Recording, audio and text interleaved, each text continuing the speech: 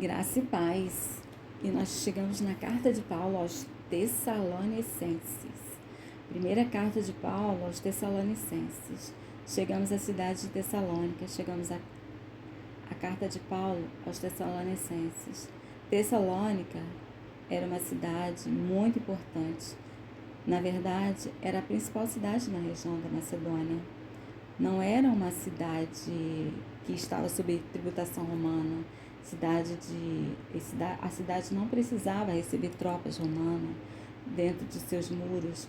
E a cidade, ela tinha grande influência grega.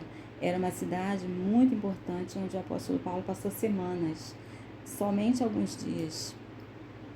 Antes de escrever essa primeira carta aos Tessalonicenses, o apóstolo Paulo escreve uma carta muito importante. E ali, quando escreve essa carta aos Tessalonicenses, o apóstolo Paulo está celebrando que a mensagem do Evangelho chegou, foi acolhida, deu fruto. E deu fruto muito significativo, de tal maneira que aqueles irmãos de Tessalônica se tornaram uma referência, uma luz para toda a região da Macedônia e da Caia. O Evangelho causou grande impacto na vida daquelas pessoas da cidade de Tessalônica. E é muito importante a gente registrar isso. O Evangelho, quando chega, quando ele é anunciado, a palavra Evangelho quer dizer boas notícias, as boas novas. Quando Paulo leva boas notícias à cidade de Tessalônica, as notícias são a respeito de Jesus. Jesus Cristo crucificado, ressurreto. Ele diz, olha, Jesus está vivo. Jesus que os romanos crucificaram, ele ressuscitou. Ele está vivo, ele é o Senhor de toda a história, ele é o dono do mundo. Ele é o verdadeiro Senhor, ele é aquele que deve receber a nossa lealdade, a nossa dedicação, a quem devemos servir. Ele, Jesus. E quando essa mensagem a respeito de Jesus Cristo vivo, como Senhor do mundo, quando essa mensagem chega, ela exige resposta. Ela exige uma tomada de posição da parte de quem ouve a mensagem. E essa resposta bíblica, essa resposta, a Bíblia Sagrada vai chamar de conversão. As pessoas que acolhem a mensagem a respeito de Jesus Cristo como o dono do cosmos, de toda a criação, de toda a história, o dono do mundo, quem acolhe essa mensagem a respeito de Jesus Cristo se converte ou é convertido. Conversão, essa palavra conversão, é a palavra que quem está indo numa direção e passa a ir em outra direção, passa de um ponto para outro, de uma realidade para outra. O Evangelho exige conversão. O Evangelho implica conversão. O Evangelho clama por conversão. E essa conversão é que acontece na cidade de Tessalônica. Aquelas pessoas que ouviram o Evangelho se converteram. E a pergunta que a gente faz é: se converteram de quem para quem? Do que para quê? E aqui chegamos no primeiro capítulo dessa primeira carta aos Tessalonicenses.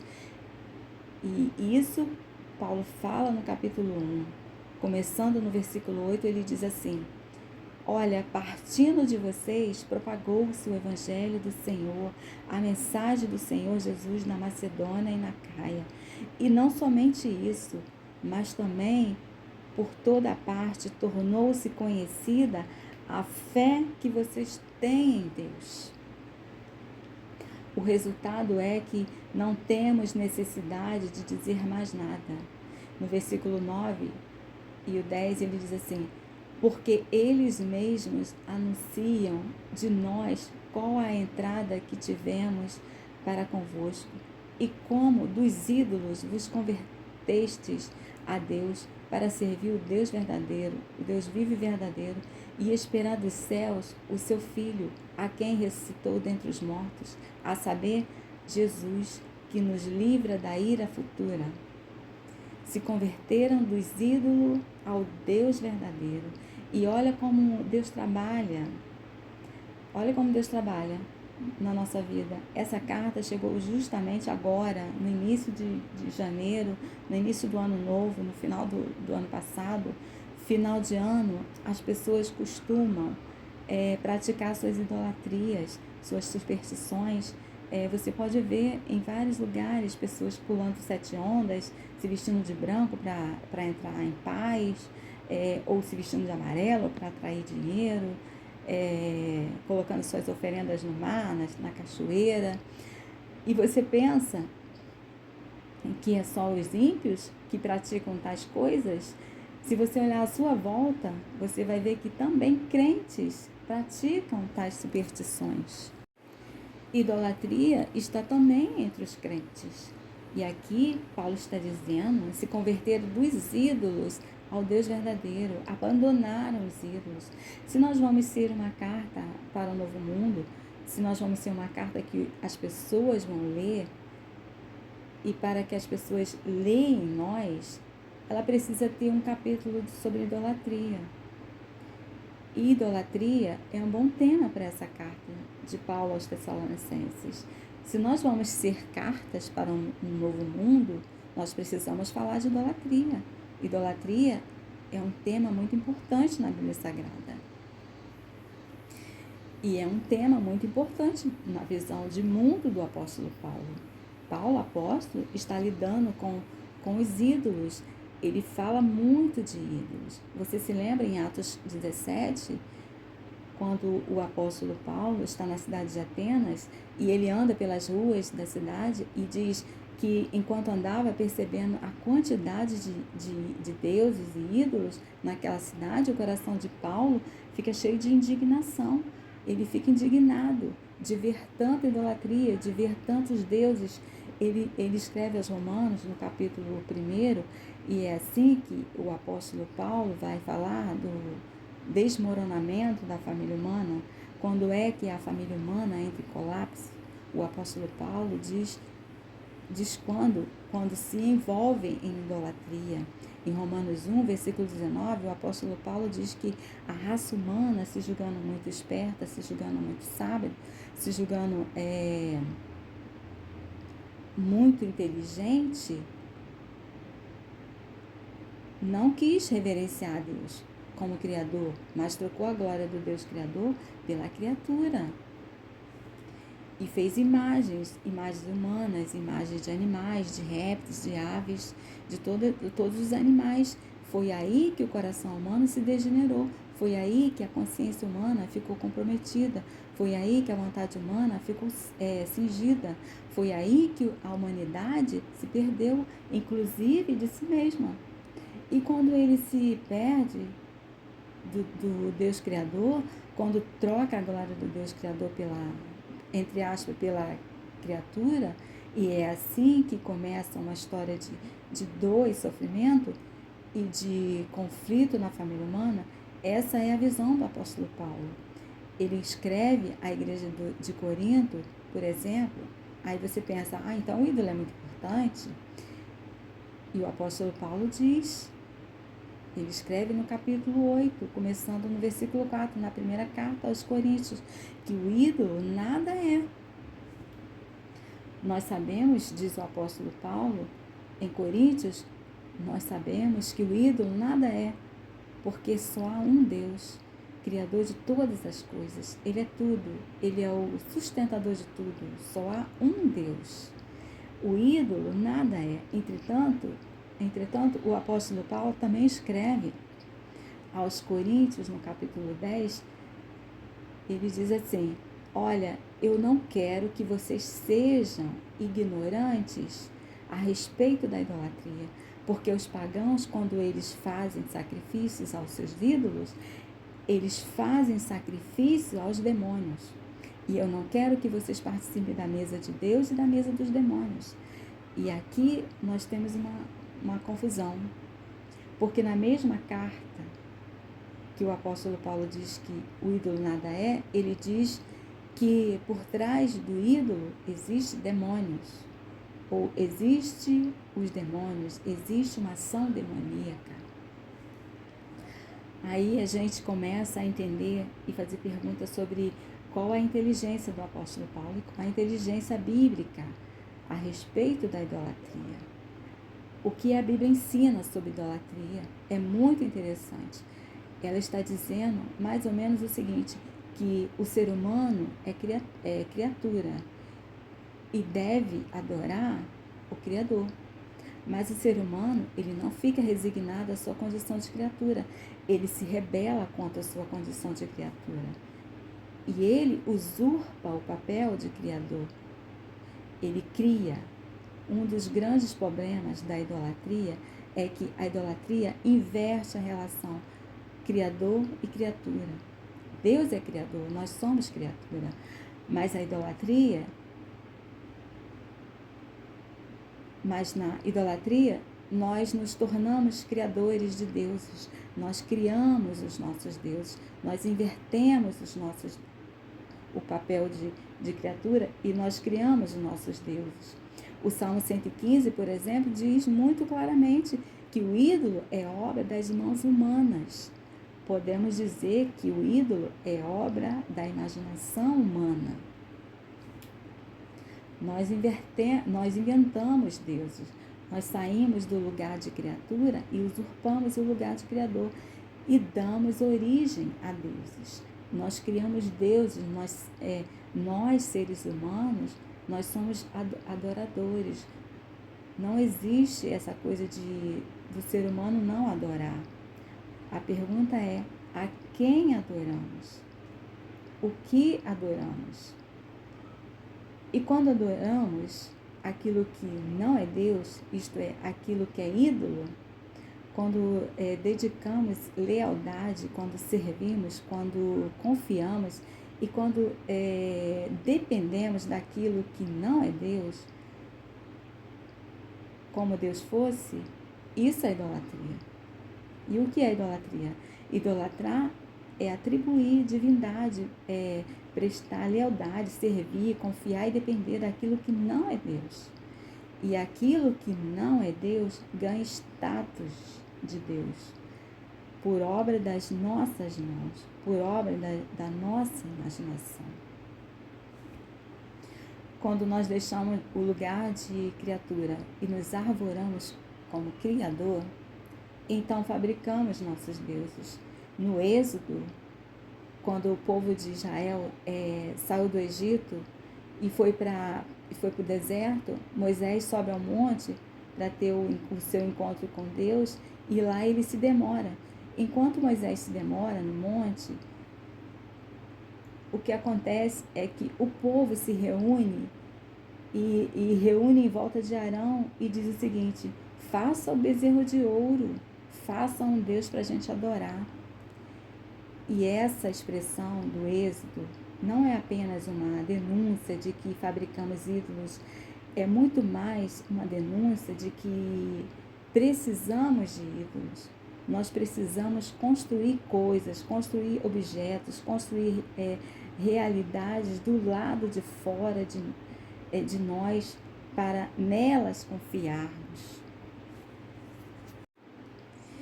A elas venerarmos e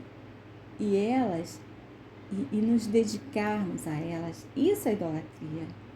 E quando nós fazemos isso, quando criamos deuses, nós emprestamos divindade ao que não é Deus. Quando damos divindade à criatura, a criatura se volta contra nós. Esse é o grande mistério da idolatria. E o ídolo, que nada é, ele não tem vida, ele não tem substância, ele não tem consistência, ele é ilusão. Na linguagem bíblica, no Salmo 115, o ídolo tem boca, mas não fala, tem olho, mas não vê, tem mãos, mas não apalpa. Isto é ídolo, é uma ilusão. O ídolo é uma miragem, o ídolo é uma fumaça, o ídolo não é nada. Mas ele se torna alguma coisa, ele se torna poderoso quando ele rouba a nossa vida. Ele usurpa a nossa vida. Ele se torna animado com a vida que nós emprestamos a ele. E quando emprestamos vida para o ídolo, nós perdemos a nossa própria vida. Perdemos o que nós perdemos? Perdemos a nossa condição humana de ser. A idolatria nos desumaniza. A idolatria nos coisifica. A idolatria nos faz menos humanos. Porque o ídolo suga a nossa vida porque ele não tem vida em si. Nós emprestamos vida para ele. Esse é um mecanismo da criação e criatura. Nós somos criaturas de Deus. Nós não temos vidas em nós mesmos. Deus empresta a vida para nós ao nos criar. Da mesma forma, é a mesma lógica, a mesma inteligência. Nós emprestamos vida aos ídolos que nós criamos. Como disse o monstro para o Dr. Frankenstein, eu sou sua criatura, mas eu sou seu mestre. Eu sou sua criatura, mas eu domino você. E a gente vê acontecendo claramente nos dias de hoje.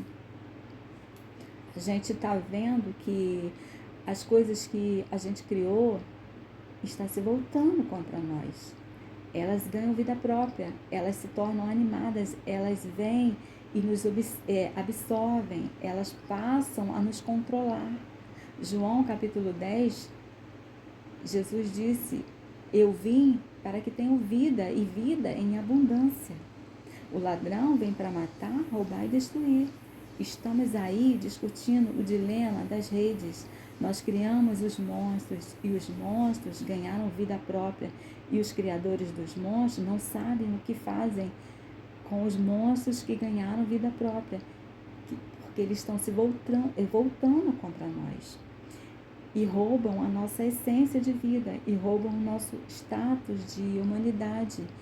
E isso não é novo. Salmo 115 já dizia que tornem-se semelhantes aos ídolos todos aqueles que o adoram. E isso você lê claramente em Salmo 115. O que o salmista está dizendo: o ídolo tem boca, mas não fala, tem olhos, mas não vê, tem mãos, mas não apalpa, tem pé, mas não andam. Você vai ficar igual ao ídolo. Você vai ficar desumanizado, você vai ter uma vida vazia. Porque o ídolo faz isso. Ele suga a nossa vida, porque por trás do ídolo, da idolatria, existe uma ação demoníaca. Tudo que não é Deus e é tratado como Deus se volta contra o humano, para destruir o humano. Tudo que não é Deus e recebe status e recebe dedicação como se fosse Deus, se volta contra o humano para matá-lo, para usurpá-lo, para destruí-lo. É assim, por exemplo, que Jesus fala do dinheiro, mamão. Mamão é dinheiro elevado à categoria de Deus. E Jesus diz assim, ninguém pode servir a dois senhores, ou serve a Deus ou serve ao ídolo. Porque o ídolo cobra lealdade, o ídolo cobra confiança, o ídolo promete e o ídolo mente, ilude. O ídolo desumaniza. E falando nisso, idolatria, num primeiro momento, tem a ver com deuses pagãos. Por exemplo, no século XXI, nós temos essa idolatria como divindade, outras divindades, e como o Deus bíblico. O fenômeno idolatria na cultura ocidental é que a lealdade aos deuses, ela foi transferida para o que não é Deus e que é obra das mãos humanas. Por isso que a gente fala do capitalismo como religião, e é a expressão de Walter Benjamin, a gente fala de Deus mercado. O Papa Francisco disse uma vez que o oposto da fé não é a incredulidade, é a idolatria. E o ídolo deste século é o dinheiro, disse o Papa Francisco. E quando a gente tem um ídolo como o dinheiro, nós deixamos de ser humanos. Nós nos tornamos trabalhadores, empreendedores pelo dinheiro, os consumidores para usar o dinheiro, para conquistar, para somar, para amelhar, para consumir o tempo inteiro. E essa roda de consumo é insaciável. Quem serve ao Deus Mamon e nele põe sua confiança, o apóstolo Paulo disse isso quando escreveu para Timóteo. Ele fala para o rico, ele fala lá para os ricos, não confie no dinheiro não, porque o dinheiro é vazio. O ídolo nada é, o ídolo mente. Na hora que você precisa do dinheiro para resolver a sua angústia, para resolver a sua condição humana, para sustentar a sua vida, o ídolo não entrega.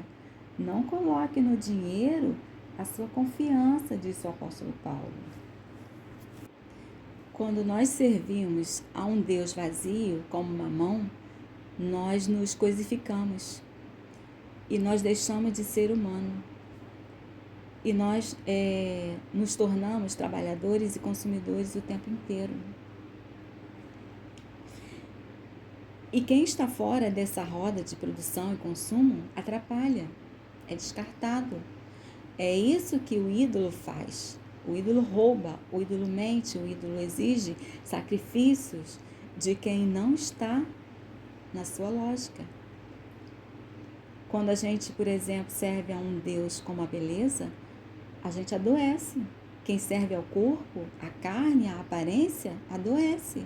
Já dizia Caetano, o narciso acha feio tudo que não é espelho. Sabe qual é a maldição do narciso? Ele, Narciso, não é espelho. O narcisista vai sempre se achar feio. Quem toma o espelho como referência de autoimagem, de valor próprio, de dignidade pessoal, quem toma o espelho e enxerga-se sempre deformado, porque o espelho mente, o narcisista mente mais ainda. E a gente vai sempre se achar aquém do ideal e vai adoecer. E vai corrigir o nariz, vai fazendo plástica e vai tirando de um lado, colocando para o outro e nunca vai dar certo. É porque o ídolo não entrega o que promete. Quando a gente serve ao Deus como poder, e já disseram que no mundo ocidental os grandes ídolos são sexo, dinheiro e poder. Quando a gente serve a um Deus, a um ídolo como poder, o poder é sempre totalitário. O poder exige sempre subordinação. O poder é sempre estruturante, hierarquicamente. O poder não reconhece fraternos. O poder não conhece iguais. É por isso que o poder precisa de exército. O poder precisa da força bruta para impor-se, para autopreservar-se. É por isso que mata-se em nome do poder. É ídolo. O ídolo rouba, mente. O ídolo mata, destrói. Por isso que receber o anúncio a respeito de Jesus Cristo implica necessariamente a conversão do ídolo a Deus. Abandonar os ídolos, abandonar a idolatria, sair da lógica idolátrica que gera morte. Ídolo é máquina de morte. Por isso que Deus é apresentado como vivo e verdadeiro.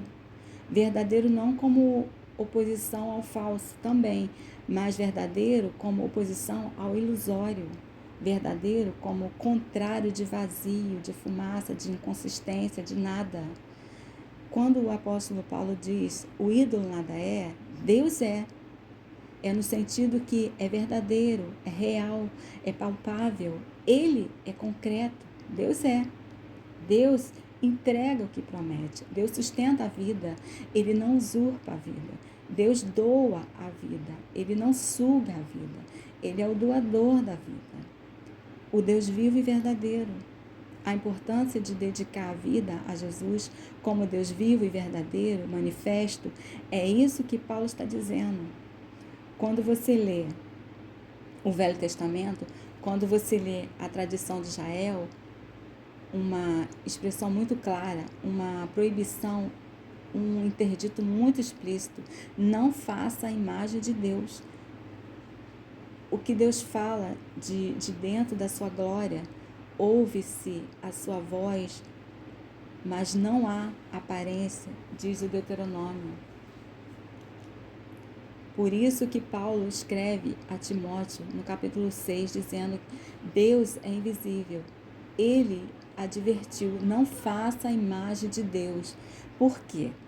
Porque você vai errar ao fazer a imagem de Deus, mas principalmente porque a única imagem de Deus que é legítima é o Filho, é o Cristo de Deus. Jesus é Deus explícito.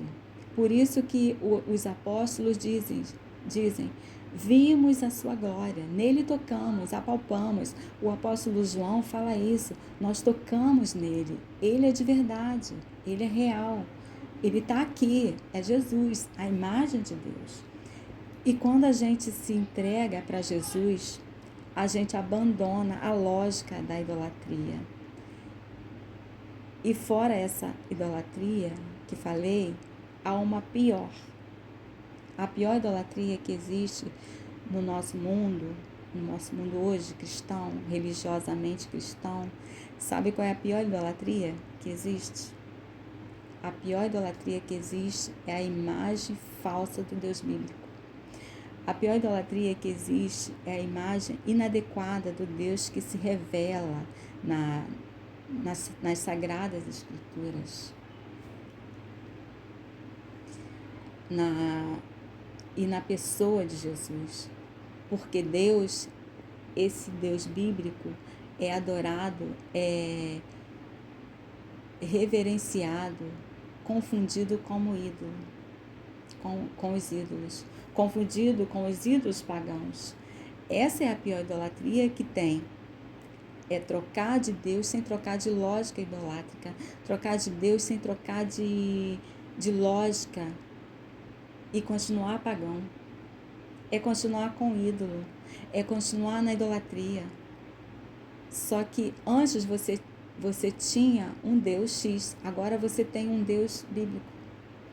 Mas você se relaciona com ele na perspectiva idolátrica. A Bíblia conta, a Bíblia fala de um mágico que quando Pedro e João chegaram na cidade de Samaria e eles oraram e o poder do Espírito Santo revestiu aquelas pessoas, o mágico falou assim: como assim? Ei, eu quero esse poder aí. Quanto custa? E Pedro responde para Simão. Está lá em Atos 8, de 20 a 23, que diz assim: pereça com você o seu dinheiro. Você pensa que pode comprar o dom de Deus com seu dinheiro? Com dinheiro?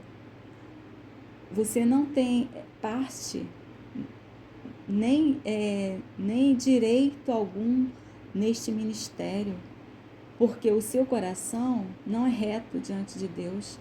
Arrepende-se dessa maldade e ore ao Senhor. Talvez Ele lhe perdoe tal pensamento do seu coração, pois vejo que você está cheio de amargura e preso pelo seu pecado. Você está confundindo o Deus da graça com os ídolos. Você quer fazer barganha e troca com Deus? Aí o líder religioso diz: traga aqui a sua melhor oferta. Deus vai te honrar. Vamos fazer uma campanha para os milagres. Deus vai te curar. Você acha que consegue comprar o favor de Deus? E mais, você vem a Deus em busca de favor? Então você não veio a Deus em busca de Deus. Você veio a Deus em busca de favor. Você não veio a Deus em busca de Deus. Você veio a Deus em busca daquilo que você considera que vai fazer você satisfeito, realizado, pleno. Então você não veio em busca de Deus. Você veio em busca da sua própria plenitude. Você não veio em busca de Deus, você veio em busca de si mesmo. Você veio a Deus para ter a melhor casa da rua. Você veio a Deus para ser abençoado e próspero. Você não veio em busca de Deus.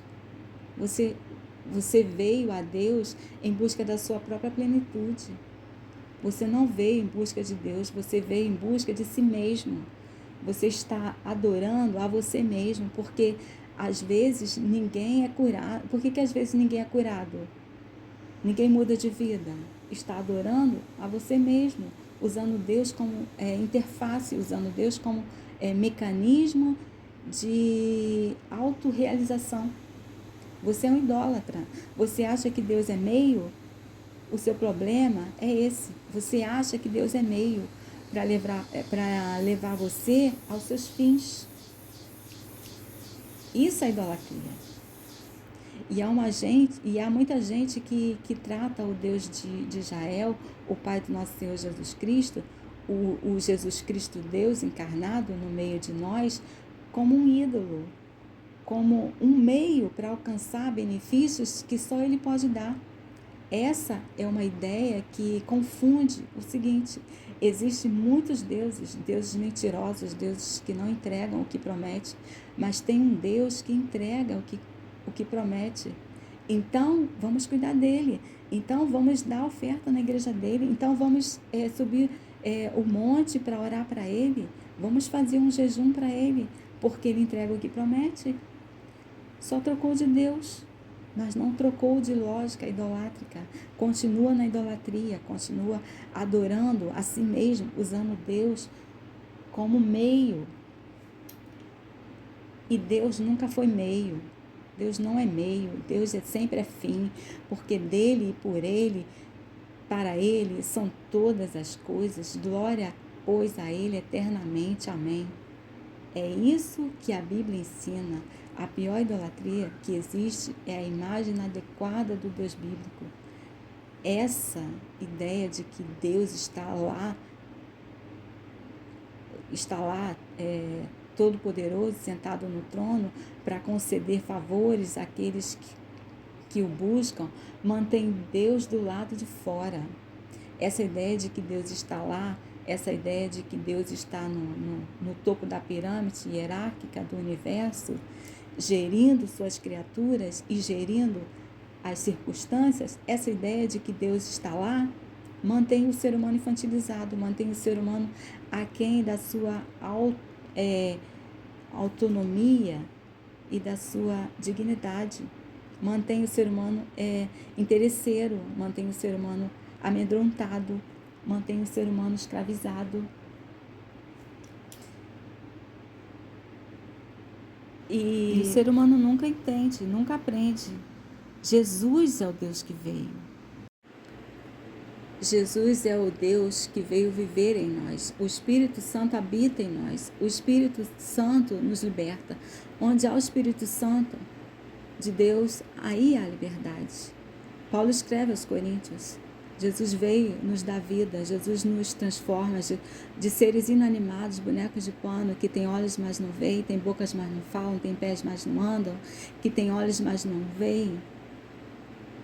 Jesus nos transforma, Jesus nos dá vida.